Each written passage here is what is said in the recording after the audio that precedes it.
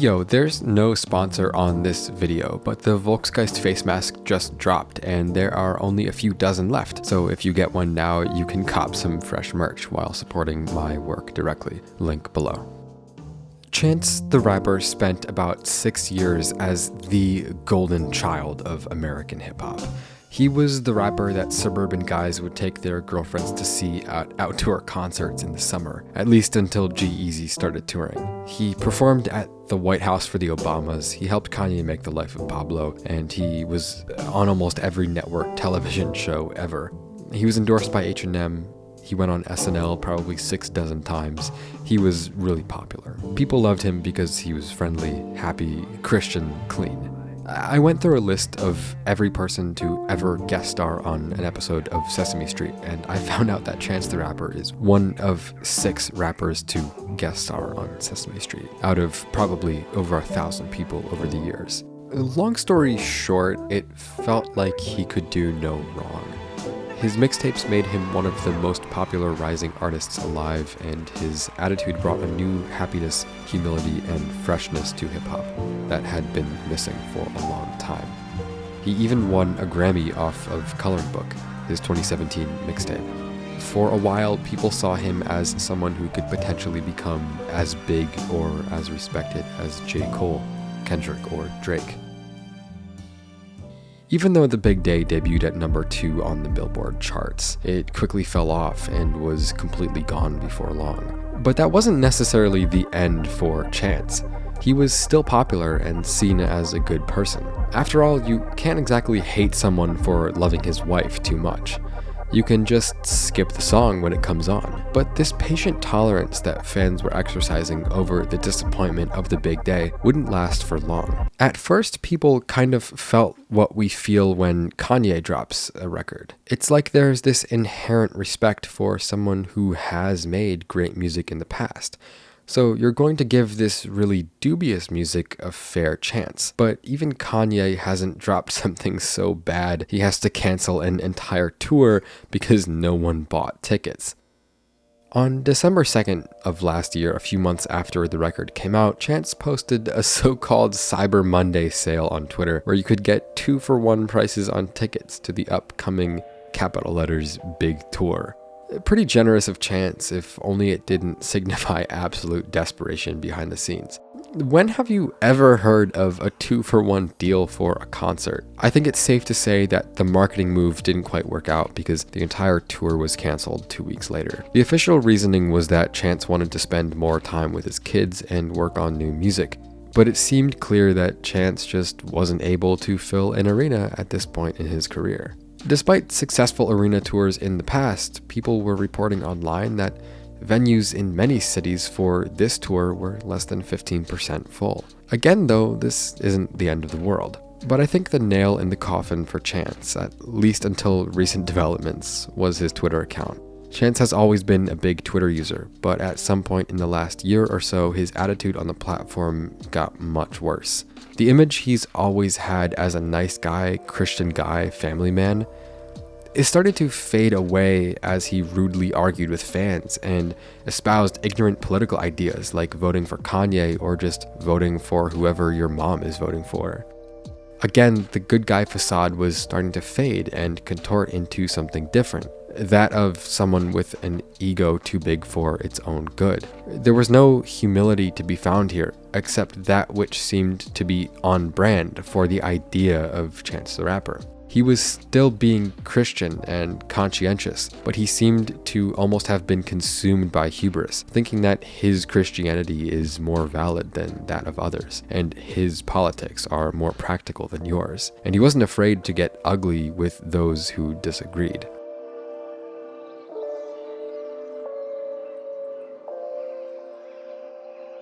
But Chance has been more or less laying low for most of this year. After canceling the capital letters big tour, there wasn't much more he could do to save the big day. So he just went quiet to spend time with his family and raise his kids. There's not much more he could do at that point, at least in the eyes of the public. But it turns out there's been a lot more going on that we haven't been aware of until now. A few days ago, Chance's former manager, Pat Corcoran, filed a lawsuit against him. Corcoran accused Chance of ignoring his professional advice, blaming him for the mixed response and poor performance of The Big Day, blaming him for bad ticket sales, and proceeding to fire him and refuse to pay commissions for the project. Corcoran is seeking out nearly $3 million in unpaid earnings, as well as claiming a portion of Chance's earnings for the next 3 years. Here's how the situation got this bad. According to Corcoran, Chance announced a release date for The Big Day without even so much as telling him that he was working on an album beforehand. After Corcoran asked Chance to reconsider because he was supposed to get married while working on the album, Chance proceeded to engage in what Corcoran called unproductive and undisciplined studio sessions, creating a freestyle-driven product of subpar quality. Corcoran connects the unrealistic production timeline and poor work ethic to an unenthusiastic response from fans, and therefore lackluster ticket sales for the follow-on tour. The lawsuit goes on to claim what we've all known for a while. The tour was cancelled because of poor ticket sales.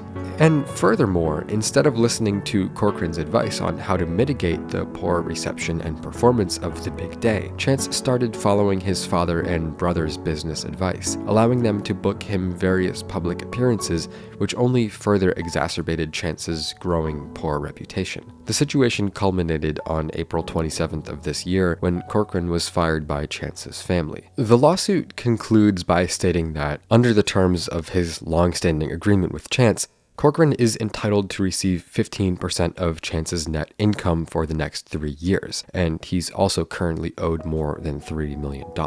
At the moment, however, Chance's father is offering him a one-time payment of $350,000. The official complaints of the lawsuit are breach of contract, unjust enrichment, and violations of the Illinois Sales Representative Act. If Chance hadn't ruined his career before, I don't know what's going to bring it back now. It's been almost 5 years since he released a solid project, and the rollout, reception, and aftermath of his last project was so bad that it's not just a misstep, it's a situation. He could have walked away quietly and humbly, taking time to reflect on what he did wrong, to actually work on new music, but instead he continued to preach piety and virtue while spiraling his own life out of control behind closed doors, and sometimes open doors too. In the end, the idea of Chance the Rapper has started to look like a mask.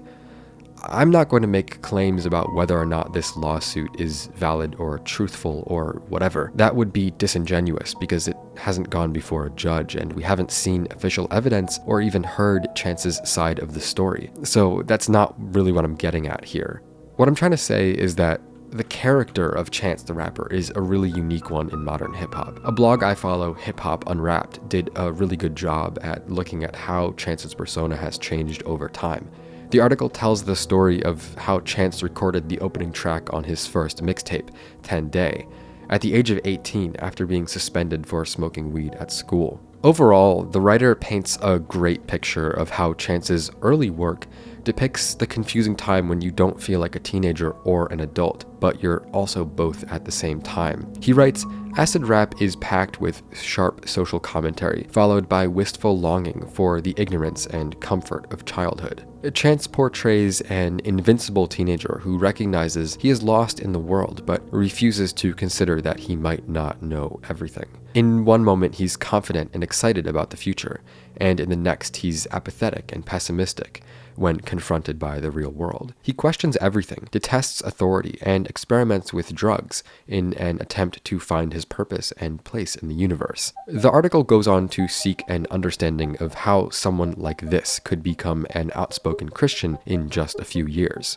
First, he writes, there was a period of darkness. Chance talks about being addicted to pills for several years, going through intense addiction and toxic relationships, and even delusions in a period of just 6 months, all while living in California. After getting his head on straight, he moved back to Chicago. He got back together with a girl he's known since he was 16 and got her pregnant before too long. During the pregnancy, their baby experienced medical complications, and this is what prompted Chance to start praying. At the same time as getting clean, he kept making music and became a much more prolific figure in the industry, with the release of Surf and a large presence in the sound of The Life of Pablo.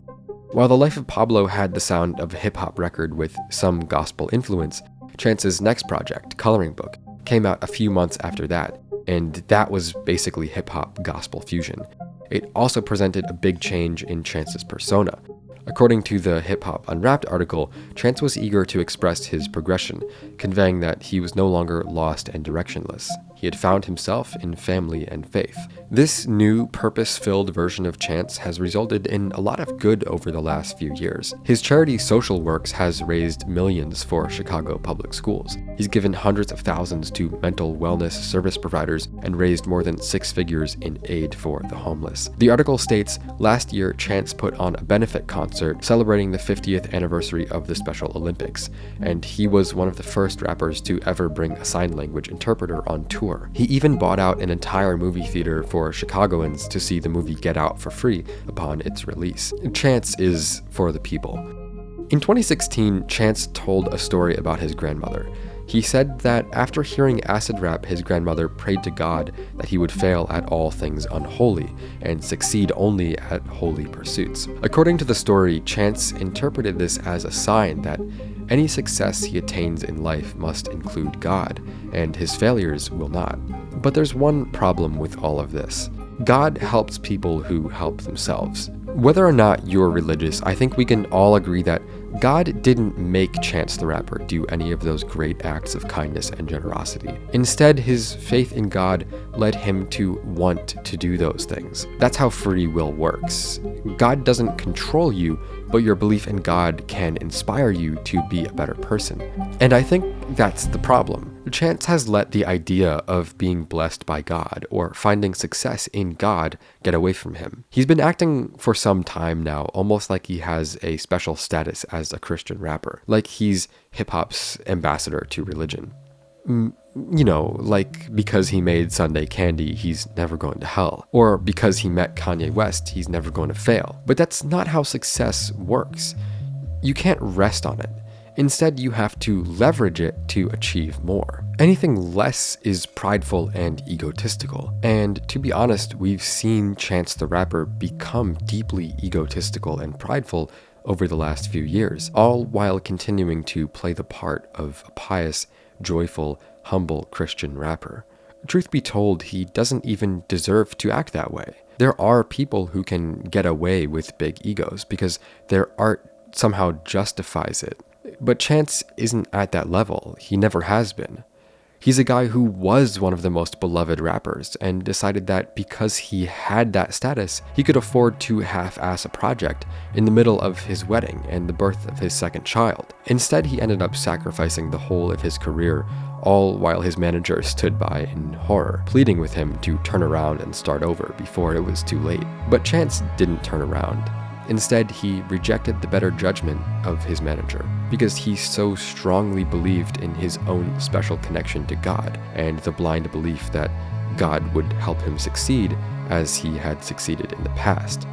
He ended up releasing an empty, unfinished product, completely ruining his credibility in the greater music community. It's a story that all musicians should be deeply aware of, religious or not. Willpower and confidence just aren't enough to make a good album. In fact, those very qualities that can bring you great success can tear you down just as easily.